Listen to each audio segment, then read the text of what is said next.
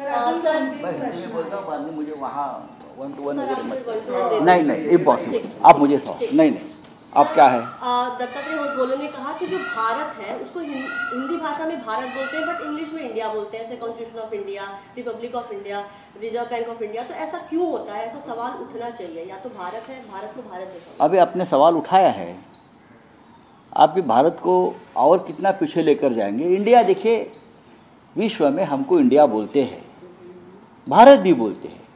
एक देश के दो नाम होते हैं, जैसे यूनाइटेड स्टेट हम यूएसए बोलते हैं, अमेरिका बोलते हैं, अब ब्रिटेन बोलते हैं, हम लंदन इंग्लैंड बोलते हैं।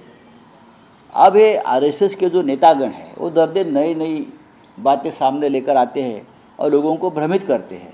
भारत भारत ही है और भारत और इंडिया मैं मानता हूँ एक ही है।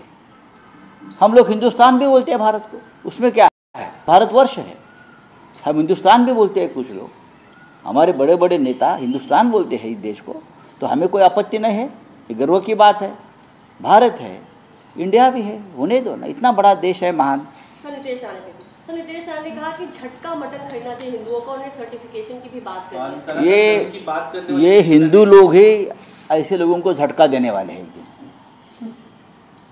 ये हिंदू लोग जो हमारे हैं ना, जो आप बहुत संयम से बात सुन रहे हैं, यही लोग ये लोगों को झटका देंगे। ये पगला गए हैं। इस देश के स्वतंत्रता संग्राम में उनके बापजादे नहीं थे किसी के। कांग्रेस के नेतृत्व में, गांधी जी के नेतृत्व में सभी जाति धर्मों के लोग इस स्वतंत्रता संग्राम में शहीद हुए हैं, संघर्ष किया है।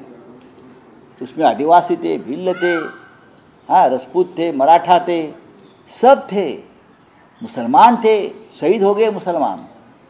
आपके लोग नहीं थे जो आप बैठे हैं ना, आरएसएस नहीं थी ना बीजेपी थी। अब जो नए नए शगुफे छोड़ रहे हैं ना, उनके बापजादे इस देश के बनाने में या स्वतंत्रता संग्राम में कभी नहीं थे। तो आप जो नहीं थे उनको ये नई नई आइडिया आ रही है। Thank you.